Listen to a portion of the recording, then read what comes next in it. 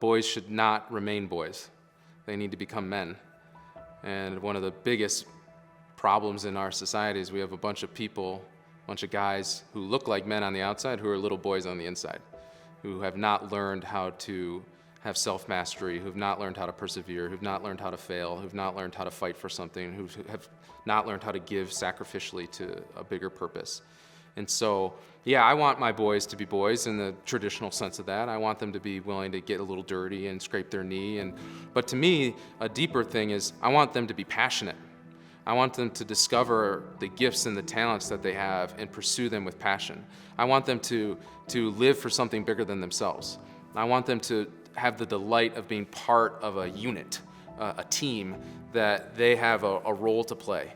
And that if they play their role and everyone else plays their role, success is possible. But if they don't play their role and the other people don't play their role, their failure is very real. I want them to learn how to lead. I think men have a particular calling to lead. And so I want my boys to learn how to first lead themselves and then lead others. And the foundation of all leadership is obedience. How do you submit yourself? Because there's always somebody higher. There's always something bigger than yourself that you're obeying, that you're coming under submission to. So to learn how to be led by me so that they can lead themselves and that they can lead others. And so absolutely, I want the masculine genius to erupt in my sons, but I don't want it to get stuck in a particular cultural expression of that, or maybe stereotype.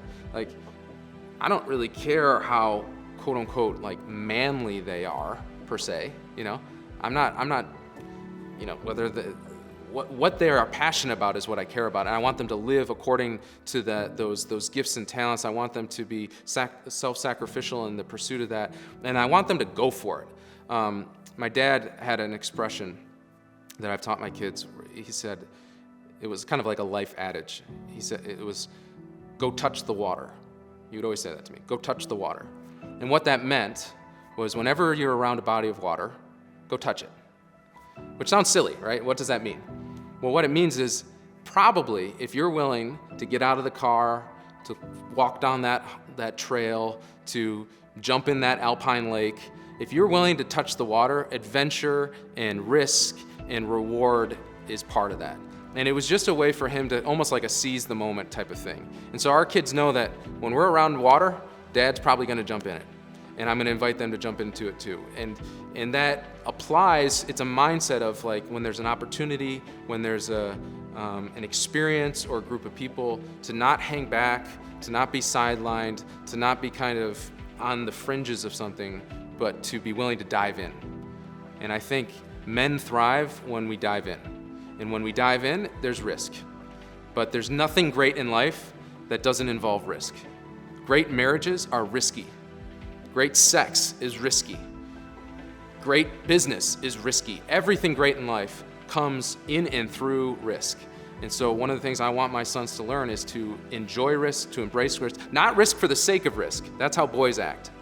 Boys like to just do risky things for the sake of risky things. That's ultimately foolish. What I'm talking about is being willing to risk for a calling, for a purpose, for a vision. When you risk for that and you persevere in that endeavor, that's when glory comes out the other side. And so a little boy is willing to risk to ask a girl out so that he can just sleep with her and use her. That's what little boys do. That's risk for the sake of risk. What a man does is I'm going to risk, I'm going to put myself out there, and I'm going to ask this woman out, I'm going to lay down my life for her, I'm going to strive to sexually please her in the context of marriage. That's risk as well, but that actually leads to the glory that we were created for.